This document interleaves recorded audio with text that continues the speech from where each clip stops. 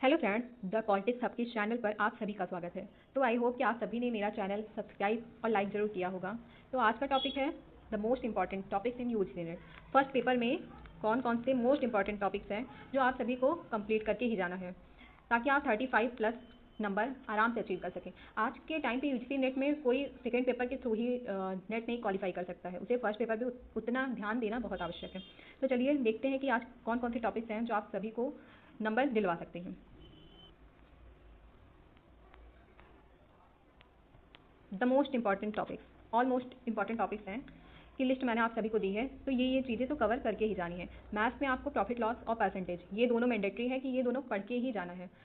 Maths में अगर आप ये दोनों टॉपिक कवर कर लेते हैं तो आप आराम से मैथ्स के क्वेश्चन सॉल्व कर सकते हैं, क्योंकि अब यूजीसी नेट क्या कर रहा है कि वो एक क्वेश्चन देता है जिसमें 4 स्टेटमेंट्स दिए रहते हैं और पूछता है कि इन चारों स्टेटमेंट में से कौन से सही हैं।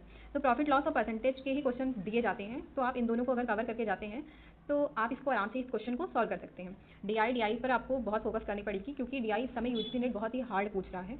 कोई भी स्टूडेंट अगर डीआई सॉल्व करके नहीं जाता है पहले, तो उसका 5 नंबर मिलना तो इम्पॉसिबल है, क्योंकि जिस तरह क्वेश्चन पूछे जा रहे हैं कैलकुलेटिव, उसके लिए आपको डीआई पर तो अच्छा खासा टाइम स्पेंड करना चाहिए। और अल्फ़ाबेटिक सीरीज भी पूछी जा रही है, नंबर सीरीज, ये दोनों रीजनिंग में आपको सॉल्व करके जाना ही चाहिए। फिर आता है कि नेक्स्ट है स्वयं प्रभा चैनल। तो स्वयं प्रभा चैनल से क्वेश्चन पूछे जाते हैं कि कौन से चैनल किस लिए किस सब्जेक्ट से रिलेटेड है, और पूछे जाते हैं कि कौन से चैनल को कौन सी संस्था चलाती है। तो ये दोनों क्वेश्चन आप इससे रिलेटेड पढ़ के जाइए। नेक्स्ट है मूक से ज़्यादा टफ क्वेश्चन नहीं पूछे जाते हैं, बेसिकली फुल फॉर्म पूछे जाते हैं और पूछे जाते हैं कि इसका ऑब्जेक्टिव क्या है, क्या उद्देश्य है, किस लिए खोले गए हैं। तो ये बहुत नॉर्मल क्वेश्चन है, आप पढ़ के जाइए। और स्वयं से पूछे जाते हैं स्वयं की थोड़ी सी डिफिनीशन और हिस्ट्री वगैरह, कि कब ओपन हुई थी और क्या एम है, कितने चैनल्स होते हैं, रिपीट जैसे कितनी बार होते हैं चैनल्स, तो इससे रिलेटेड क्वेश्चन पूछ जाते हैं।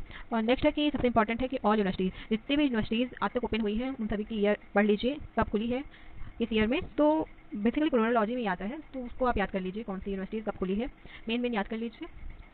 अगला है ओपन यूनिवर्सिटीज़। ओपन यूनिवर्सिटीज़ के क्वेश्चन अभी तक तो ज़्यादा नहीं पूछे गए हैं, लेकिन इन 2 पेपर से, जैसे कि जून वगैरह और दिसंबर में थोड़े बहुत कुछ पूछे गए हैं, तो आप इसको भी पढ़ के जाइए। क्योंकि तो कन्वेंशन से रिलेटेड जितने भी एनवायरनमेंट में अधिनियम इंडिया में बने हैं उसकी एक लिस्ट निकाल लीजिए ऑनलाइन, और उसको कॉपी में नोट्स बना लीजिए। शॉर्ट कुछ टॉपिक की आपको शॉर्ट नोट्स बहुत जरूरी रहता है बनाना, ताकि क्योंकि आप तुरंत ही वो चीज़ याद नहीं कर सकते ईयर वगैरह। तो आप बार बार देखिए कि अगर आप एग्जाम के पहले 4-5 बार भी वो टॉपिक देख लेते हैं तो आप आराम से ऑप्शन दिए जाते हैं, ऑप्शन के थ्रू आप भी कर सकते हैं। तो कन्वेंशन एनवायरनमेंट में बहुत ज़रूरी है। अगर आप इसको छोड़ देंगे तो मुझे लगता है 2-3 नंबर तो आप भूल जाइए पाने को। लेकिन ये सब टॉपिक्स हैं जो 2-2 नंबर करके आपको 35 प्लस नंबर पाने अचीव करने में बहुत मदद करेगा। देखिए जितने भी टॉपिक्स होते हैं वो शॉर्ट नोट्स के लिए पहले से ही इंपॉर्टेंट टॉपिक्स नोट किए रहते हैं कि ये पढ़ के जाना ही है। आप बाकी सारे टॉपिक्स पढ़िए, लेकिन इसको मस्ट है, इसको आप छोड़ नहीं सकते हैं। तो नेक्स्ट टॉपिक है, नेक्स्ट है कि evaluation system.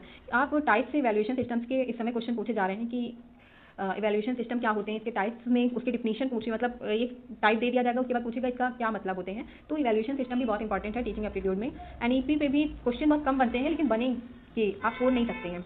Education related higher education में जितने भी कमिटीज़ हैं, कमीशन है, वो सभी पढ़ के जाना है। जैसे कि आप जितने भी एनईपीज आज तक आई हैं और कोठारी आयोग, ये इस तरह जितने भी एजुकेशन पर कमिटीज़ बनी हैं, स्वतंत्रता से पहले स्वतंत्रता के बाद जितने भी हैं वो सब पढ़ के ही जाना है। इंडियन लॉजिक से ये क्वेश्चन तो आते ही आते हैं।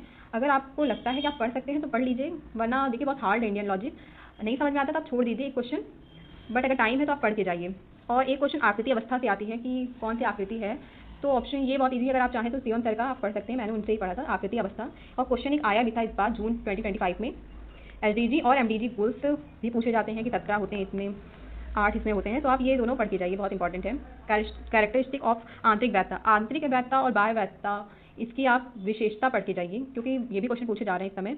नेक्स्ट है फुल फॉर्म जितने भी आईसीटी से रिलेटेड हैं वो सब पढ़ के जाइए। आईसीटी में सबसे ज़्यादा फुल फॉर्म ही पूछे जाते हैं। और नेक्स्ट है कम्युनिकेशन बैरियर, कम्युनिकेशन के बैरियर पूछे जाते हैं, टाइप्स पूछे जाते हैं, तो ये टॉपिक्स हैं जो आप कवर कर सकते हैं। नेक्स्ट है, तो ये मालवेयर आईसीटी में सबसे इंपॉर्टेंट है। आप मालवेयर जितने भी हैं सारे पढ़ लीजिए, एक कॉपी में आप नोट कर लीजिए कौन कौन से मालवेयर्स होते हैं, इसकी आप शॉर्ट नोट्स बना लीजिए, क्योंकि ये क्वेश्चन तो मस्ट है कि आना ही आना है। नेक्स्ट है फैलसीज भी बहुत इंपॉर्टेंट है कि पूछा ही पूछा जाता है। जितने फैलसीज हैं आप उसका इंपॉर्टेंट नोट्स बना, एक कॉपी में आप नोट्स बना लीजिए पढ़ के। और इस बार तो मोटिवेशन थ्योरी भी आया था, जैसे कि मैकग्रेगर की, मैस्लो की, अब्राहम मैस्लो, इन सब की थ्योरी पूछी जा रही हैं। नेक्स्ट है हाइपोथेसिस, तो ये है कि आप इसको पढ़ के जाइए।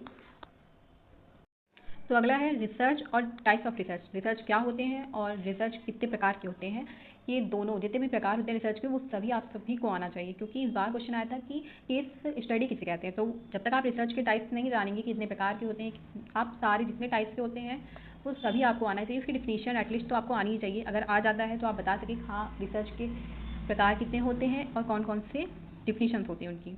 नेक्स्ट है कि बाइनरी नंबर। इस समय क्वेश्चन आ रहे हैं कि बाइनरी को कन्वर्ट करना है, जैसे हेक्सा बाइनरी, इन सब में कन्वर्ट करने के लिए पूछा जाता है, तो ये क्वेश्चन तो आपको आना चाहिए। नेक्स्ट है रिसर्च कितने चरणों में, रिसर्च के चरण कितने होते हैं, जैसे 7 प्रकार के होते हैं, 7 स्टेप्स होते हैं, वो आप सभी को लाइन वाइज आनी चाहिए। क्वालिटेटिव और क्वांटिटेटिव रिसर्च, इन दोनों की विशेषता और डिफरेंस आप सभी याद कर लीजिए। नेक्स्ट सैम्पलिंग, सैम्पलिंग क्या होता है और कितने प्रकार के होते हैं, जितने भी इसके प्रकार होते हैं उन सभी को आप लोग अच्छे तरीके से तैयार कर लीजिए। और नेक्स्ट है टूल, प्लैगियरिज्म के जो चेकिंग वाले टूल्स होते हैं वो आप इंटरनेट से निकाल लीजिए, बहुत सारे अपडेट होते रहते हैं, तो आप चेक कर लीजिए कौन कौन से टूल्स होते हैं। जो मोस्ट इंपॉर्टेंट होता है वो आपको याद करके ही जाना है।